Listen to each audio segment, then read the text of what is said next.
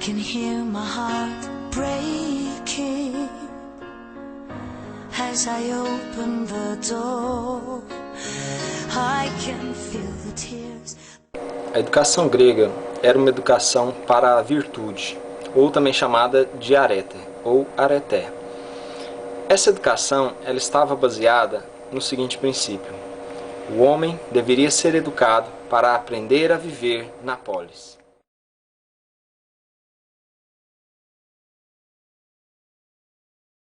Polis era o nome que os gregos davam às suas cidades-estado. No centro dessas cidades existia uma praça ou um espaço aberto chamado ágora. O homem, na educação grega, era educado para aprender a discutir na ágora os sentidos políticos da cidade, o futuro político da cidade. Então era uma educação para o caráter.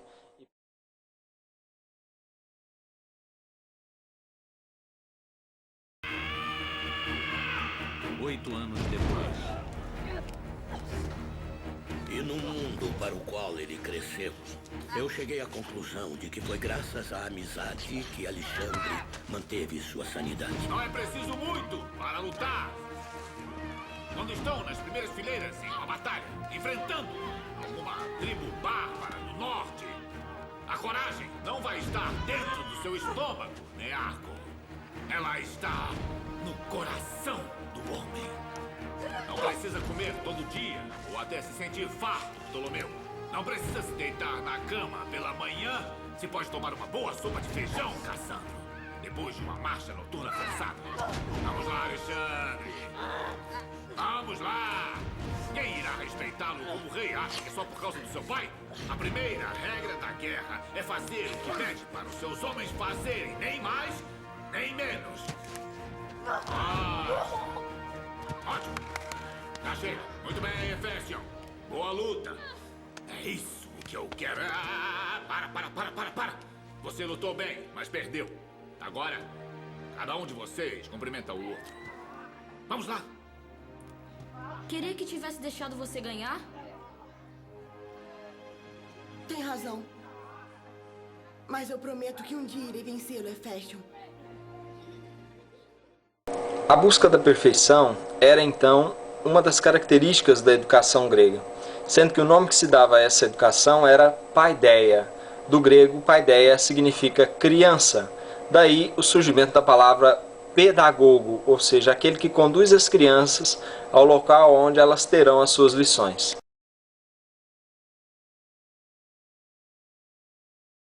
Surge então entre os gregos uma contraposição que acontece entre Sócrates e os sofistas. Segundo Sócrates, os sofistas, além de cobrarem pelo seu ensino, o que era errado ou mal visto na época pelos filósofos, os sofistas ensinavam a arte da retórica, ou seja, simplesmente a arte da argumentação. A educação deles não formava o indivíduo para educar, já que ensinar é transformar a natureza e melhorar a vida do cidadão.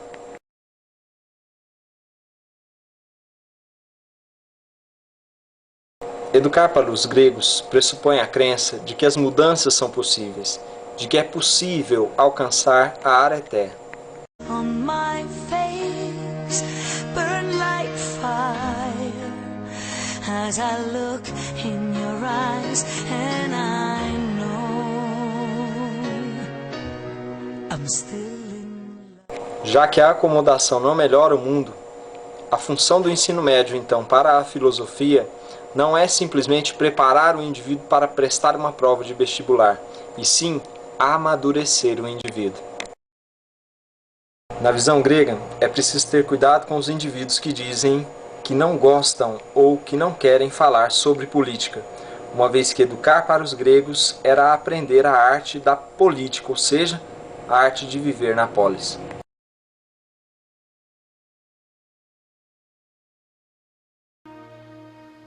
Disseram mais tarde que Alexandre nunca foi derrotado, exceto pelas coxas de Hefestion.